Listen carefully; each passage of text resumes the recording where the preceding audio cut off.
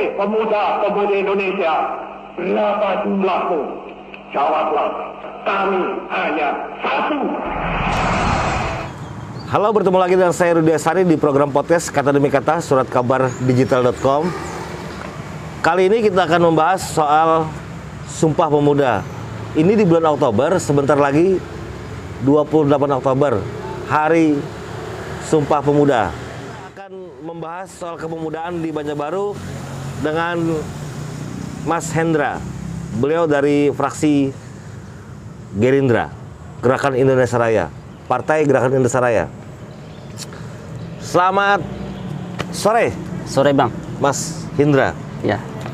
Mas Hendra, salah satu anggota DPR wakil rakyat yang usianya boleh terbilang masih muda. Ya. Sebentar lagi Sumpah Pemuda. Ya. Apa yang bisa diwakilkan oleh para pemuda seperti Mas Hendra di parlemen itu? Ya.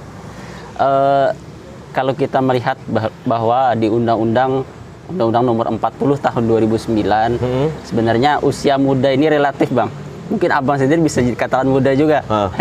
Tetapi kalau merujuk di Undang-Undang Nomor 40 Tahun 2009 yang kemudian kita turunkan dengan Perda Nomor 2 Tahun 2001, Perda Banjarbaru, batas usia muda itu antara 16 sampai 30 tahun, Bang. Oh, tapi udah ada perdanya ya Banjarbaru ya? Sudah ada, sudah kita sahkan di awal tahun 2021 kemarin. Nomor 2 tahun 2021. Oke, tentang kepemudaan. Kepemudaan. Oke. Ini dalam rangka kemudian mengakomodir, mengayomi dan juga memfasilitasi kegiatan-kegiatan di pemuda di Kota Banjarbaru.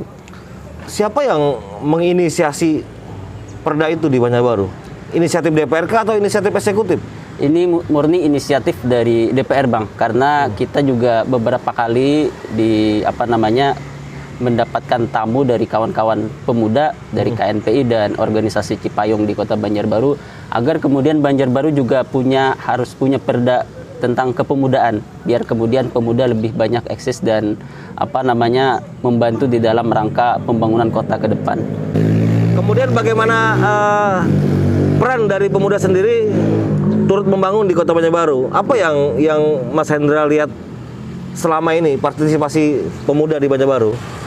Kita melihat bahwa potensi anak muda ini sangat luar biasa, Bang. Mungkin kita yang usianya muda punya pemikiran, punya energi yang besar. Yang ini sayang kalau kita tidak diarahkan untuk membantu pembangunan Banjarbaru ke depan. Kita melihat misalkan di gerakan-gerakan pemuda, baik itu mulai dari sebelum ada kemerdekaan, pasca kemerdekaan, bahkan sampai reformasi sampai hari ini peran pemuda itu sangat luar biasa. Misalnya kebangkitan nasional itu tahun 1908 itu juga diinisiasi pemuda dengan lahirnya organisasi Budi Utomo. Kemudian di Kongres 1 Pemuda, Kongres 2 Pemuda tahun 1928 juga dipelopori pemuda.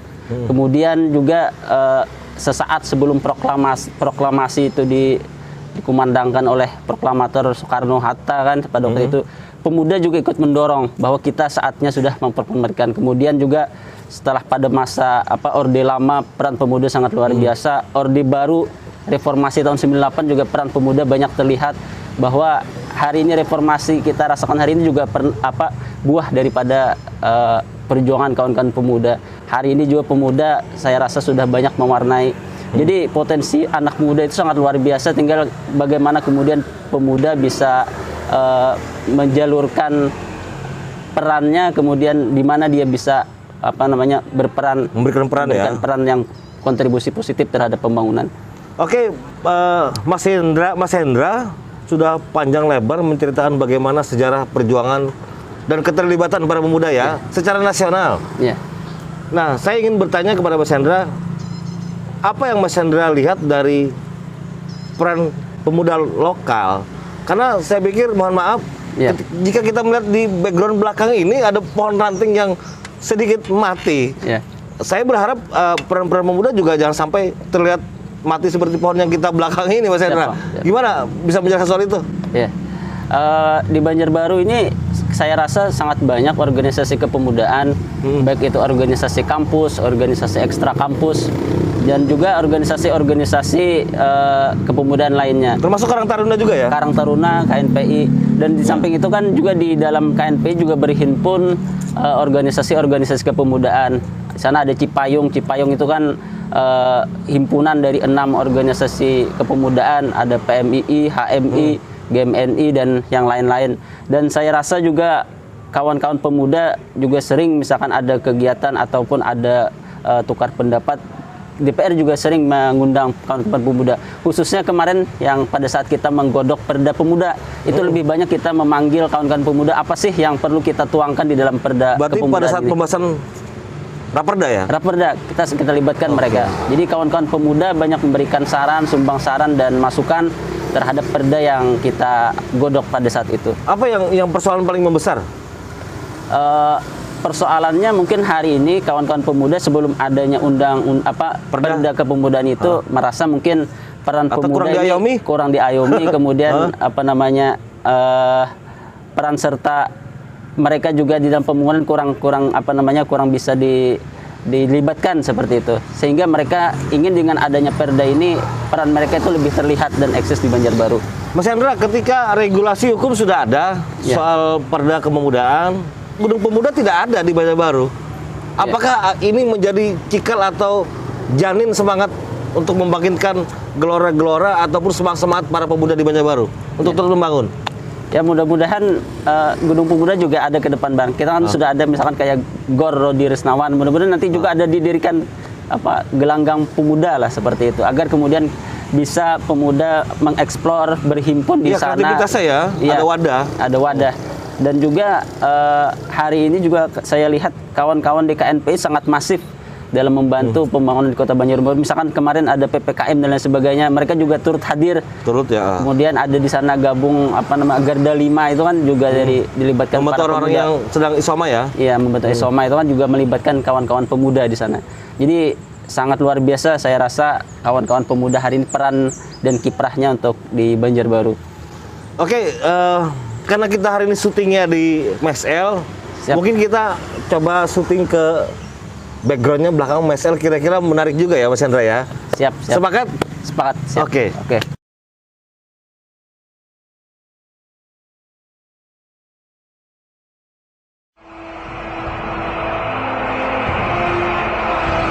Hei pemuda-pemudi, hei seluruh rakyat Indonesia, mari kita berjalan terus dengan alat, antara lain alat persatuan Indonesia. Satu bahasa, satu tanah air, satu bangsa Indonesia. Bersama-sama kita melanjutkan revolusi ini. Bersama-sama kita mensukseskan menuju ini. Kita bertujuan bernegara 1000 windu lamanya. Bernegara buat selama-lamanya. Sekali merdeka, tetap merdeka. Merdeka, merdeka buat selama-lamanya. Oke, kita lanjut. Mas Hendra, di belakang kita ada gedung MSL. Ya. Kabarnya dulu informasinya akan digunakan sebagai tempat para pemuda, kemudian organisasi kesenian, sebagai base camp, tapi nyatanya tidak. Ada yang ingin dikritisi nggak soal ini, atau ada yang ingin disampaikan? Iya. Ini kan sangat sangat luar biasa. Kemudian pemerintah Banjarbaru mengubah MSL yang dulunya terkesan angker, kemudian direnovasi dengan juga menggunakan tentunya dengan anggaran daerah. Jadi saya rasa sangat sayang sekali kalau fasilitas ini tidak dimanfaatkan. Memang kalau di masa kepemimpinan almarhum Pak Najmi Adani dulu kan ini sebagai gedung seni budaya ya. Seni budaya, dan di sini berhimpun para seniman di Banjarbaru agar kemudian bisa berekspresi di satu tempat ya. Iya. Dan saya kurang paham apakah ini juga antara seni budaya itu bisa digabung oleh kegiatan-kegiatan pemuda, karena kalaunya dinas yang leading sektornya kan dinas disebut Parpora. Iya. Di sana kan juga ada pemuda. Jadi sebenarnya bisa saja kemudian gedung ini dimanfaatkan selama itu untuk kegiatan-kegiatan positif, apalagi kegiatan-kegiatan pemuda. Lagian juga ini kan ada kaitannya dengan alatnya meminjam ya dari TNI ya. Iya. tiba-tiba setelah selesai direnovasi tidak terlalu maksimal dipergunakan. Gimana? Kita gedung pemuda belum ada, tiba-tiba sudah ada MSL, nggak maksimal. Iya. Ya tentunya kita berharap bahwa fasilitas-fasilitas publik, apalagi ini kan menggunakan anggaran daerah, APBD, tentunya harusnya bisa dimaksimalkan. Apakah itu nanti ke kesenian, budaya atau kepemudaan. Saya rasa selama itu sifatnya positif dan untuk kemajuan Kota Banjarbaru ya tidak masalah. Dan ini nantinya tentu juga leading sektor dari Dinas Budparpora bagaimana kemudian mengkondisikan ini agar manfaatnya lebih terasa bagi masyarakat luas. Oke, warga Banjarbaru, yang menarik adalah di DPR ketua DPRD muda, wakil ketuanya muda, ada anggota DPR muda juga. Di eksekutif wali kota Banjarbaru juga muda. Mas Hendra, Ya. pemuda biasanya lebih emosional. Bagaimana ketika benturan-benturan ini antara legislatif dengan eksekutif terjadi? Apakah harus saling serang argumentasi antara eksekutif dengan legislatif? Gimana itu, Mas Hendra? Jadi begini Bang, dinamika itu kan biasa terjadi. Apakah itu di dunia politik, di dunia organisasi dan lain sebagainya, hal-hal seperti itu ya sudah lumrah terjadi. Artinya bagaimana kemudian kita menyikapi, kemudian kita melakukan tugas dan fungsi sesuai dengan kewenangan kita. Cara pandang pemuda, cara pandang kawan-kawan yang lain juga saling menguatkan dalam menentukan kebijakan. Tapi tetap kritis kan? Iya tentunya. Iya, kita ini kan dipilih oleh masyarakat kemudian mewakili aspirasi masyarakat juga, dan juga masyarakat banyak menitipkan pesan aspirasi. Itulah yang menjadi hal yang harus kita perjuangkan. Kita tidak mungkin mengkhianati apa yang sudah diamanahkan kepada kita. Oke, bicara soal amanat, pertanyaan terakhir ya sebelum kita tutup ya, Mas Hendra. Bicara soal amanat, kalau tidak salah kemarin di Dapil Cempaka ya? Iya. Apa amanat yang berkaitan dengan kepemudaan di Cempaka itu, Mas Hendra? Iya. Ada nggak? Tentu ada Bang, karena kan wilayah Cempaka juga hari ini kultur pemudanya juga sangat aktif di berbagai macam kegiatan. Jadi saya sangat sangat ingin ke depan bahwa pemuda-pemuda di Cempaka juga punya semangat yang sama, kemudian punya kesempatan yang sama dalam rangka kemudian mengembangkan atau membangun Kota Banjarbaru. Pesan kepada para pemuda tentunya teruslah berkarya, teruslah mengasah keilmuan dan jiwa sosial agar kita mampu berperan aktif membangun Banjarbaru ke depan.